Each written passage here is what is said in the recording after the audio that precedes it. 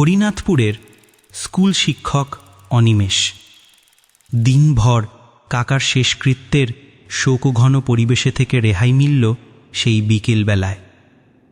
আষাঢ় মাসের ভারী বর্ষার দাপটে অগত্য শেষ বিকেলের দিকেই তার কাকামশায়ের মড়াটা পোড়ানো সম্ভব হয়েছিল আজ। তারপর কাজ শেষে সকলে যে যার বাড়িতে ফিরে গেলেও রেহাই মেলেনি অনিমেষের। তার তখন উল্টো পথে যেতে হয়েছিল টিউশনি পড়াতে বিলাসপুরে, তারই স্কুলের এক ছাত্রের বাড়িতে। অঙ্কে দুর্বল ছেলেটাকে না পড়ালে কাল ভীষণ বিপদ। ছাত্রের বাবা আবার এমন একজন মানুষ, ছেলে ফেল করলে দোষটা পড়বে অনিমেষের ঘাড়েই। অগত্যতায় এই বিপদের দিনেও তাকে যেতে হলো।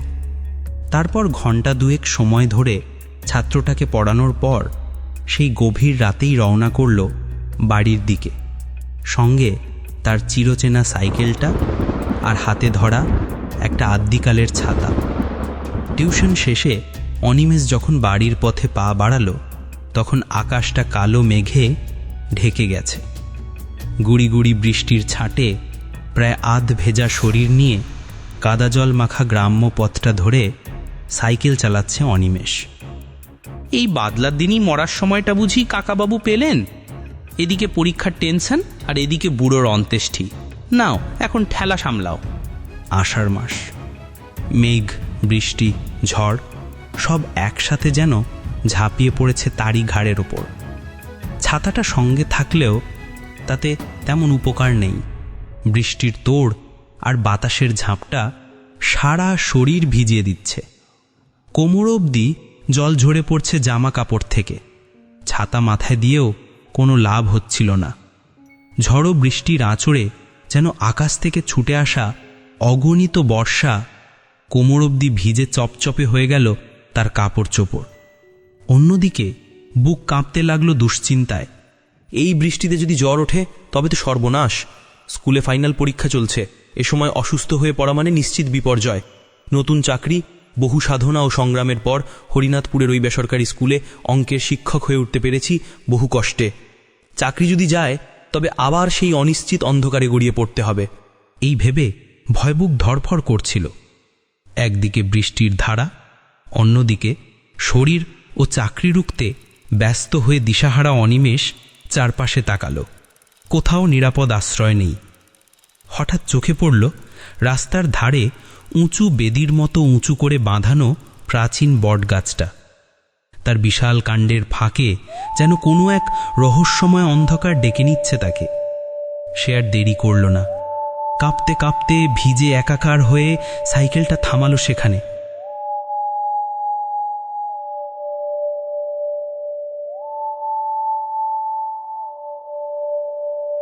তারপর সাইকেলটাকে পাকা বেদিটার পাশে রেখে দৌড়ে গিয়ে আশ্রয় নিল বটগাছের তলায়।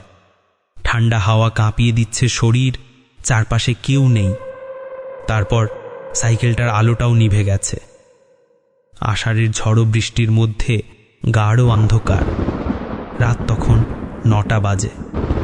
ভেতরে ভেতরে ভয়ও তাড়া করছে তাকে, কারণ এই বটগাছটার বেশ একটু দূরেই রয়েছে সেই শ্মশান ঘাটটা, যেখানে আজ বিকেলেই কাকা ভবেশচন্দ্রের মরদেহ পুড়িয়ে এসেছে সে। হঠাৎই তার অজান্তেই মনের পর্দায় ভেসে উঠল শ্মশানের আগুনে জ্বলতে থাকা কাঠের ছবি, মরা পোড়ানোর শব্দ, ধোঁয়ার তীব্র কটু গন্ধ। কথায় বলে, যেখানে ভূতের ভয় সেখানেই রাত হয়। চারিদিক অন্ধকার, বৃষ্টির শব্দে কানে তালা লেগে গেছে। বাতাসে গাছের ডাল নড়ছে কর্মর শব্দ তুলে। অনিমেষ দাঁড়িয়ে আছে বটগাছটির তলায়।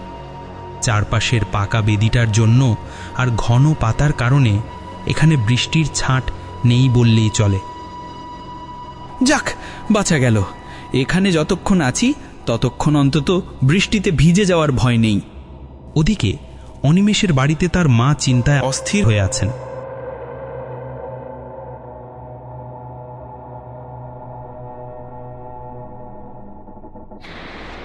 সেই কখন বেরিয়েছে ছেলেটা?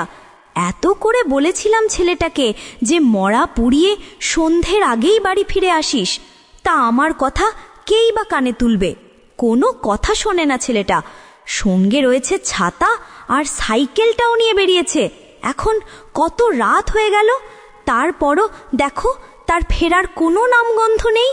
আমার খোকাটার, আমার মনটা তেমন ভালো ঠেকছে না গো। আরে তুমি থামবে? সেই কখন থেকে বক বক করেই যাচ্ছ। আরে অনিমেষ কি কচি খোকা নাকি? সে বড় হয়েছে, স্কুলে চাকরিও নিয়েছে। তারপর ও তো বেশ কয়েকটা টিউশনিও করে। বোধহয় কোথাও পড়াতে গিয়েছে, তারপর বৃষ্টির জন্য হয়তো আটকে আছে। সুযোগ পেলেও ওর হিসেব মতোই বাড়ির দিকে আসবে। তা নিয়ে এত চিন্তা করার কি আছে শুনি?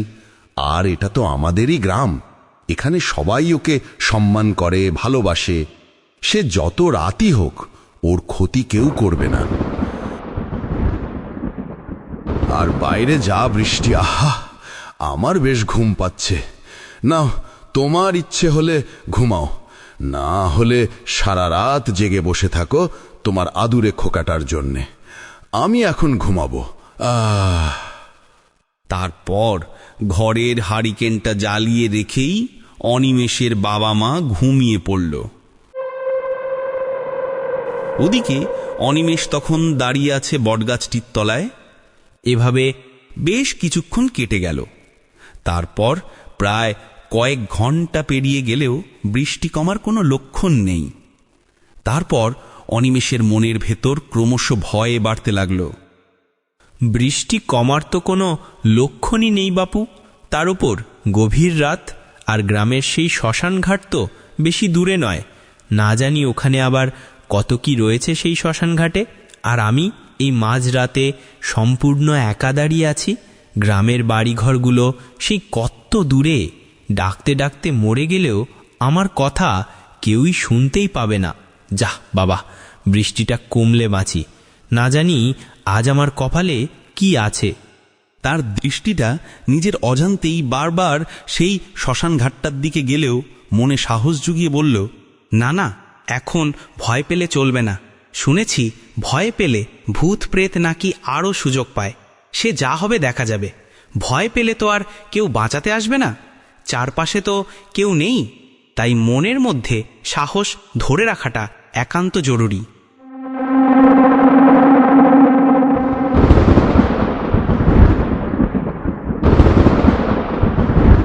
এভাবে প্রায় আধ ঘন্টা কেটে গেল।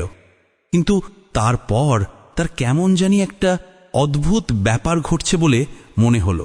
তারপর কান খাড়া করে সে খেয়াল করল, বৃষ্টির শব্দের মাঝেও অনিমেষ মাঝে মধ্যে শুনতে পাচ্ছিল গাছের উপর কেমন যেন ডাল আর পাতা নড়ার এক অদ্ভুত মিশ্রিত শব্দ। প্রথমে সে ভাবল বৃষ্টি আর বাতাসের জন্য এমন হচ্ছে। তারপর সে বুঝল এমন শব্দ তো বৃষ্টি আর বাতাসের জন্য হয় না। নিশ্চয়ই গাছটার উপর কেউ আছে। তবে কোন প্রাণী থাকতে পারে এই গাছে? এদিকে তো কোনো বানর থাকে না। তবে এত রাতে গাছের ডালপাতার মধ্যে কি থাকতে পারে?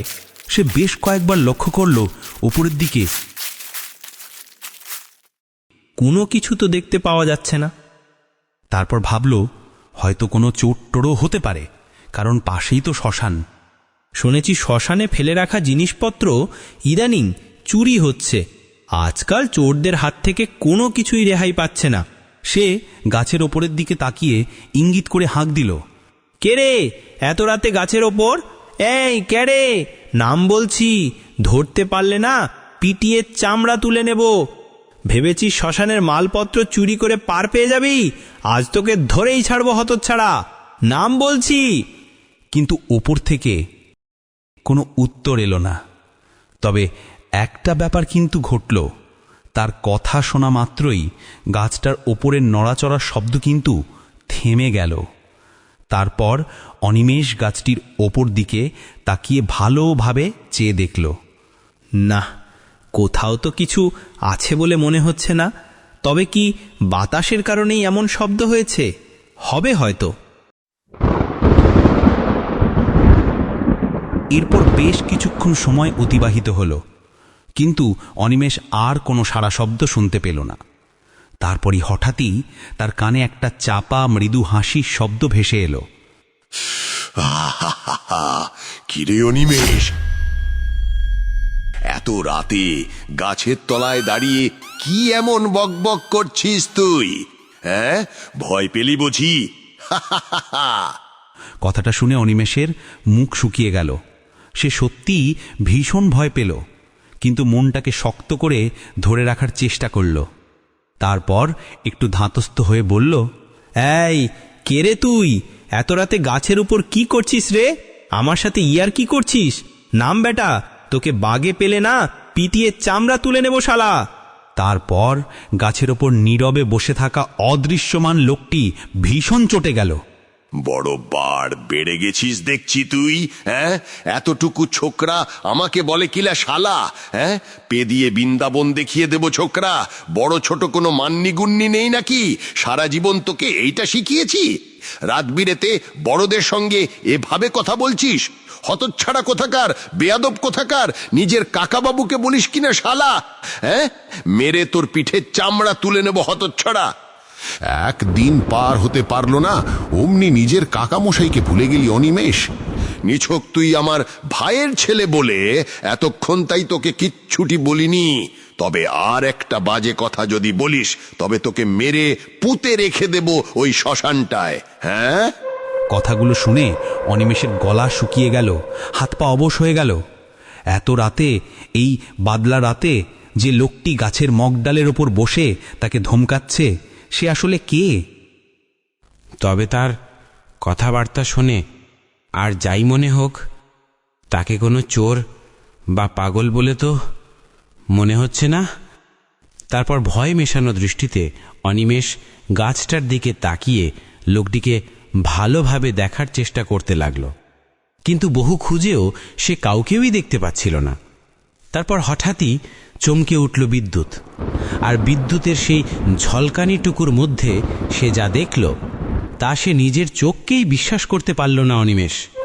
এই নির্জন শ্মশানের পাশের বটগাছটার মগডালে যে নিশ্চিন্তে বসে আছে, সে আর অন্য কেউ নয়, সে তারই আপন কাকাবাবু। তিনি তার সেই কাকাবাবু যার মরাটাকে আজ বিকেলবেলা সে নিজ হাতে দাহ করেছিল। তারই চোখের সামনে কাকাবাবুর মরাটা পুড়ে ছাই হয়ে গিয়েছিল, আর তিনি এখন বসে আছেন এই বটগাছটার মগডালে। ভয়ে আতঙ্কে নির্বাক হয়ে গেল সে। সারা শরীর দিয়ে একটা ঠান্ডা হিমেল স্রোত বয়ে গেল তার শরীরে। তারপর সে কি করবে আর না করবে তা ভাবার শক্তিটুকুও হারিয়ে ফেলল অনিমেষ। তার শরীরে নড়ার মতো এতটুকুও শক্তি যেন অবশিষ্ট নেই। ভয় পাসনি অনিমেষ, আমি তোর কোনো ক্ষতি করব না। তবে তুই চুপচাপ গাছের তলাটায় দাঁড়িয়ে থাক ভাইপো। আমি শুধু তোর ঘাড়ের ওপর একটু নামবো, তুই নিজেকে শক্ত করে ধরে রাখিস, কেমন? সে সেখানে দাঁড়িয়ে রইল পাথরের মতো। অনিমেষ কোনো কথা বলার সময়টুকুও পেল না। সে অনুভব করল ভূতটি তার পা রেখেছে তার ঘাড়ের উপর।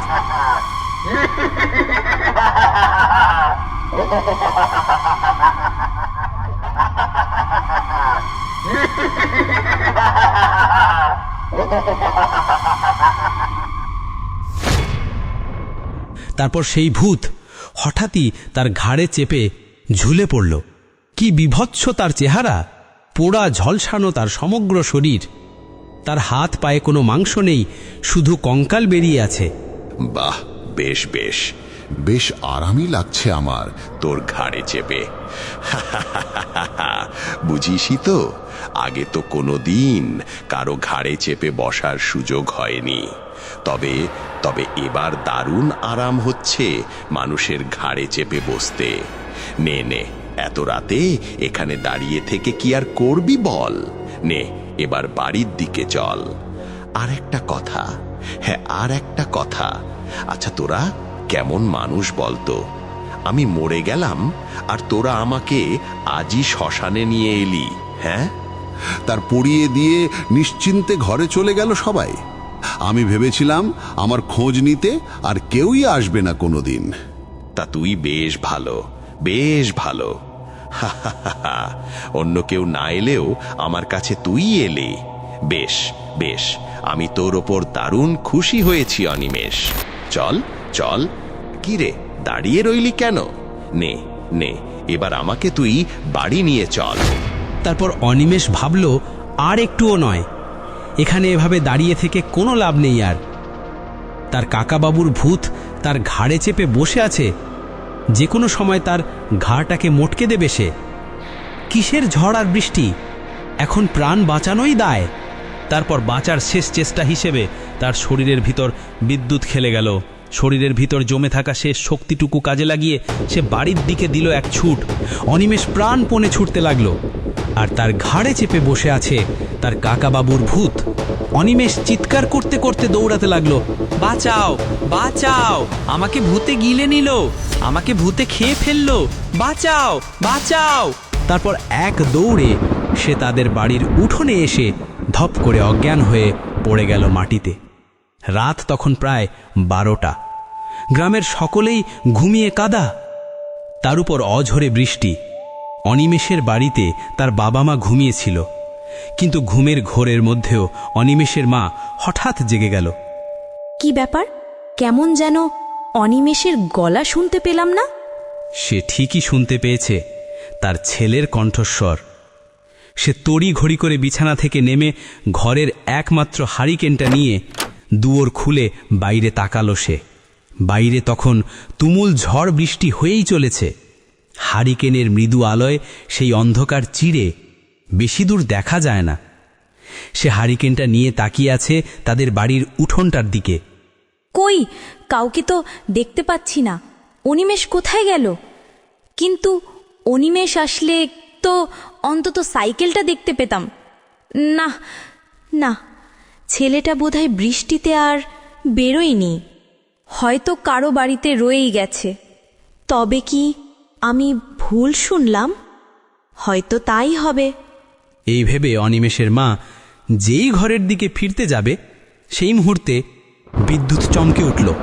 আর সেই বিদ্যুতের আলোর ঝলকে তিনি যা দেখলেন তা তিনি নিজের চোখকেই বিশ্বাস করতে পারলেন না। তাদের উঠোনে অজ্ঞান হয়ে পড়ে আছে তার ছেলে অনিমেষ, আর তার পাশে বসে আছে আধপোড়া বিভৎস এক ভূত। অনিমেষের মা এই দৃশ্য দেখে আর স্থির থাকতে পারলেন না। আমি এ কি দেখলাম? মাটিতে লুটিয়ে পড়লেন।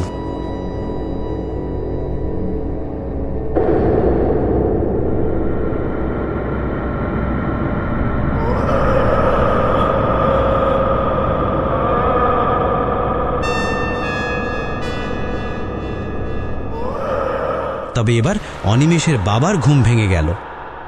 কি ব্যাপার, এত রাতে অনিমেষের মাটা আবার গেল কোথায়?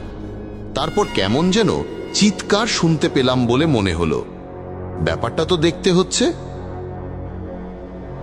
অনিমেষের বাবা বিছানা থেকে উঠে গেলেন দরজার দিকে। দেখলেন অনিমেষের মা বারান্দায় অজ্ঞান হয়ে পড়ে আছে। তারপর উঠোনে পড়ে আছে তার ছেলে অনিমেষ। ততক্ষণে ভূতটি ওধাও হয়ে গেছে। হায় হায়, এসব কি দেখছি আমি? উঠোনে পড়ে আছে ছেলেটা, আর বারান্দায় পড়ে আছে আমার বউটা। নিশ্চয়ই খুব খারাপ কিছু ঘটেছে এই বাড়িতে। তারপর আজই আমার ভাইয়ের মরা পোড়ানো হয়েছে। নিশ্চয়ই কোনো প্রেতের উপদ্রব হয়েছে আমার বাড়িতে। না না, তাড়াতাড়ি কোনো তান্ত্রিককে আনতে হবে। হ্যাঁ। অনিমেষের বাবা বুড়ো হলেও বেশ তাগড়াই শরীরের অধিকারী তিনি রাতেই তার ছেলে ও বউকে ঘরে এনে বিছানায় শুইয়ে দিয়েছিলেন। তারপর অনিমেষের মায়ের জ্ঞান ফিরলে তিনি সবিস্তারে তার স্বামীকে সব ঘটনা জানিয়েছিলেন সেই রাতে। তবে এখনও জ্ঞান ফেরেনি অনিমেষের। না না, এখন ঘরে বসে থাকলে চলবে না, ভৈরব তান্ত্রিককে ডেকে আনতে হবে।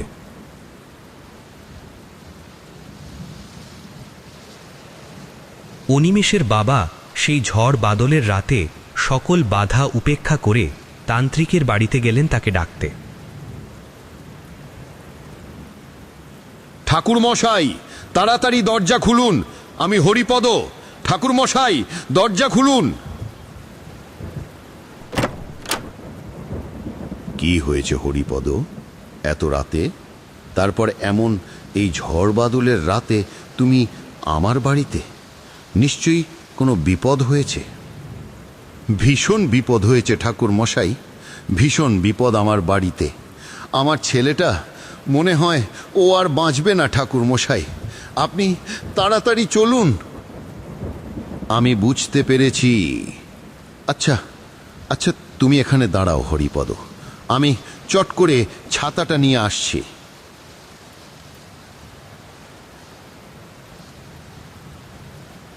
তারপর সেই ঝড় বাদলের রাতে অনিমেষের বাবা তান্ত্রিক মশাইকে নিয়ে বাড়িতে এলেন।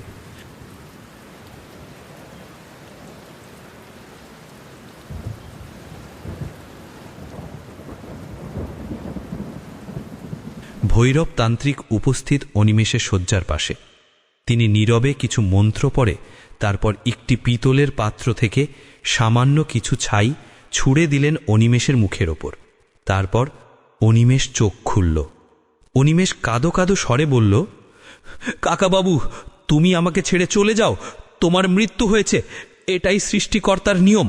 তুমি আমার ঘাড়ে চেপে বসলে কেন? শান্ত হও বাছা, শান্ত হও। তোমার এখন আর কোনো ভয় নেই। তুমি এখন সম্পূর্ণ আশঙ্কামুক্ত। নাও, তুমি এবার কিছু অন্ন গ্রহণ করো, তারপর নিশ্চিন্তে নিদ্রা যাপন করো। যাও, আগামীকাল সকালে তোমাকে স্কুলে যেতে হবে, ওখানে তোমাকে বড় প্রয়োজন। আমি আপনার কাছে চিরকৃতজ্ঞ ঠাকুর মশাই। আপনি যে উপকার করলেন তার কোনো প্রতিদান আমার কাছে নেই। চিরকাল আমি আপনাকে মনে রাখব ঠাকুর। আপনি আমার বাড়িতে যত দিন মনে চায় অবস্থান করবেন, আহার করবেন। এই গৃহদ্বার আপনার জন্যে চিরদিনের জন্যে খোলা থাকবে। বেশ বেশ, আমি কোনো প্রকার পারিশ্রমিক গ্রহণ করি না, আর আমার নিজ গৃহ আর শ্মশান ব্যতীত আমি কোথাও রাত্রি যাপন করি না। তবে হরিপদ মশাই, আপনার সাথে আমার জরুরি কিছু কথা আছে। আপনার ছেলে সম্পূর্ণ আশঙ্কামুক্ত ঠিকই, কিন্তু আপনার এই বসত ভিটে মোটেও সুরক্ষিত নয়। আমি আমার তন্ত্রশক্তি বলে জানতে পেরেছি যে আপনার ভাই যিনি আজ মারা গেছেন তার আত্মা প্রেত যোনি পেয়েছে, আর তাই তার আত্মাটা মুক্তি পায়নি। তবে মূল সমস্যা হয়েছে এটাই যে সেই অশুভ প্রেত আত্মা আপনার ছেলে অনিমেষের ঘাড়ে চেপে এই বাড়ি অবধি পৌঁছে গেছে। সে এখানেই রয়ে গেছে। তাই প্রতিদিন রাত নামলেই সে আপনাদের বাড়িতে উৎপাত শুরু করবে। নিন, এই পুটলিটি রাখুন। এর মধ্যে শ্মশানের মন্ত্রপুত মাটি রয়েছে। এই মাটি আগামীকাল সন্ধে নামার আগে আপনার বাড়ির 4 কোণে 4টি পিতলের কলসিতে রেখে যত্ন সহকারে মাটির নিচে পুঁতে দেবেন। যতদিন পর্যন্ত ওই মাটির কলসি অক্ষত থাকবে ততদিন পর্যন্ত কোনো অশুভ শক্তি এই বাড়িতে ঢুকতে পারবে না। আর এই কাজটি আপনাকে নিজে নিজেই করতে হবে। মনে রাখবেন, সঙ্গে কারও থাকা চলবে না। আমি তাহলে আসি।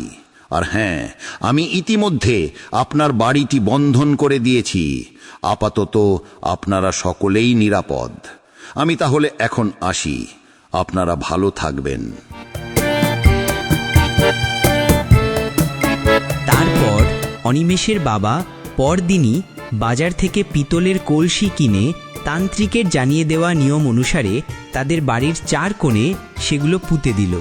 আর এরই মধ্য দিয়ে বাড়ির সকলে প্রেতের অত্যাচার ও সকল প্রকার অশুভ শক্তির অনিষ্ট থেকে সে যাত্রায় রেহাই পেল।